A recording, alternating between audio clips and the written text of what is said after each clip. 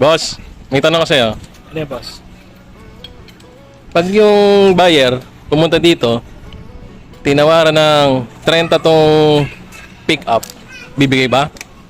Naman boss! Siyempre kung kursunada niya naman at pag pumunta dito, madali naman kami kausap sa presyo natin. May discount. Oo.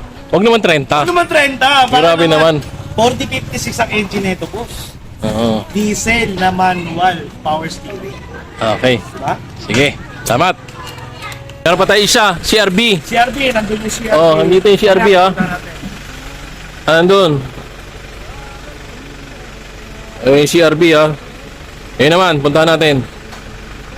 Okay, dito tayo ulit sa ano, Team Sariwa, Low Budget Garage. Kasama natin si Kuya Lawrence. Okay, ito meron tayong CRB na Gen 1. Yes, CRB Gen 1 na 2001 model na manual. Bihira makahanap ngayon ng manual nito na Gen 1. Automatic. Kaya low intake. 2001 model. Medyo madumi lang kasi maulan. Ginamit namin kahapon din.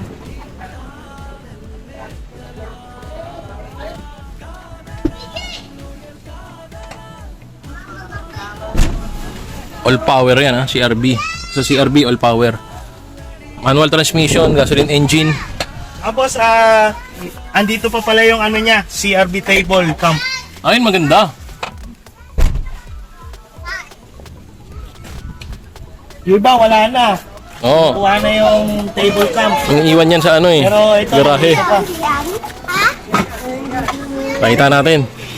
Ayan, oh. Ayun, may table pa. Ayan, hinahanap ng mga buyer parati yan, yung table na yan. Yes, ayan ang lagi na sa CRB. Magkano na bentahan ngayon? 3,000 to 5,000 na yung table na yan. 1,000. Dati isa 1,000 lang eh. Kasi ano na eh. Nauubos na eh. Nauubos na CRB table. Gawa nung pagka binibili ng iba, binilalam yung value ng CRB pagka wala yung table. Bali, anong year model ulit ito? 2001. 2001 model. Kamusta? Aircon, lamig. Sobra. Papel, rehistro. Yes, ang rehistro niya, paso. So, pag-usapan na lang kung magkano sa rehistro. Pwede naman kami na magparehistro. Okay. PM nyo lang si Amazing Agent. Okay. Basta ha. Follower ng Low Budget Garage. Discounted parati. May bawas pa. 165k, may bawas pa yon. Okay. Okay guys, meron tayong bagong unit na naman na Ford 56. 56 1998 model. 1998 model. L200 Mitsubishi. Mitsubishi L200 1998 model na pick up manual. Pero power steering siya. Yon. Tingnan nyo yung loob. Ito, Diesel. ilibutin natin ang kanyang loob guys. Ito. Tingnan nyo mabuti guys.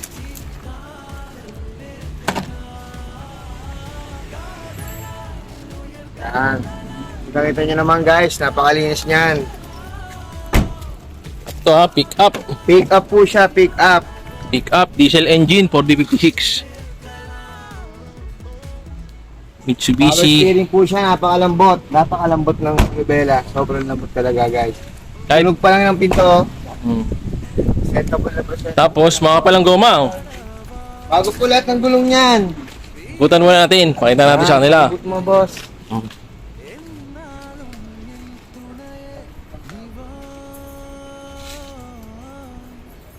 Oh, ha? Yan, sa mga nag-start ng gustong negosyo. Ito po, pambili ng gulay, simento, graba. Lahat po yan, pwede to all in. Ayan, oh, Kaya, kapalang, bago mga gulong kapalang niya, gulong. boss. May bonus pa dito. Oh. Meron pa yung bonus stainless. Yan. Di ba? Extension seat. Ayan, likod, oh.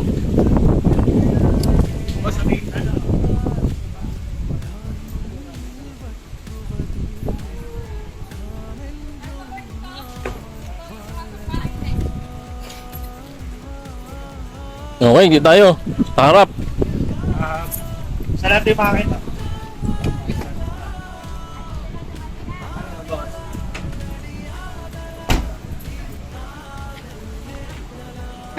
So, alam naman to na mga nagdi-diesel, 4056, sobrang tibay. Battery, mukhang bago ah. Bago pa yan. Bagong bili battery. Ayan ang makina niya ah. Parehas ng L300. Makina, 4056. Diesel ah, diesel engine. Kamusta naman ang performance nito sa kalsada? Boss, tinesting namin to kahapon. Di ba yung namin maputik? Basic na basic sa kanya. Parang ano lang, parang nilalaro niya lang yung putik. Kaya yung Oo. mga taga nasa probinsya, pampundok, bagay na bagay sa inyo to. Start natin, boss. Okay, okay.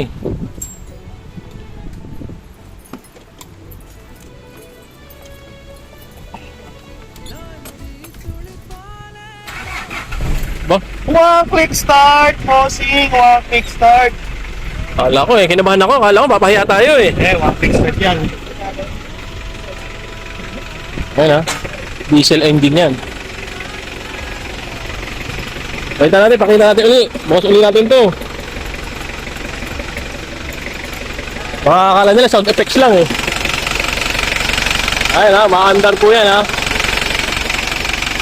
Yan. Manual windows lang pero power steering, diesel engine. Complete papers, nakarehistro. Wala lang aircon. Hindi lang nagana aircon niya. Pero ano to, pwede na itong pambiyahe. Pang uwi ng probinsya. Kung uwi kayo ng Quezon o kaya Bicol, pwede to. Akit yung Baguio, di ba? Yan, kayang-kaya. Mga nag-umpisa sa Pagdigos, kailangan ng bagong sasakyan eh. Oo, yung mga nag-iisda, yan. Panghakot ng isda, pwede. Coastal, pampuntahin coastal, humakot ng isda, pwede. Ayan. Presyo nila dito, asking 150. Pag follower ng low budget garage, May magkano? bawas pa. Magkano na lang ang presyo? Hindi, ang presyo na yan, 150. 115. Okay. 115 na, 115, 115. Okay. O, bigyan natin tong sticker ng low budget garage. Yun. Thank you, sir. Ayan. Amazing.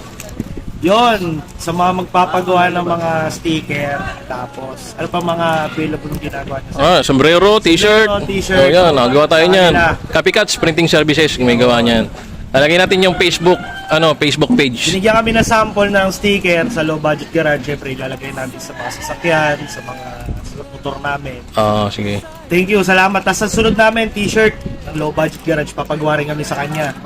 Copycats, ang ano niya. Copycats Printing Services. Basta ito, laminated yung ibabaw niyan, waterproof. Computerized cut to. Hindi to yung mano-manong kamay lang. Yan, malinaw, high resolution. Hindi to nagpe-fade.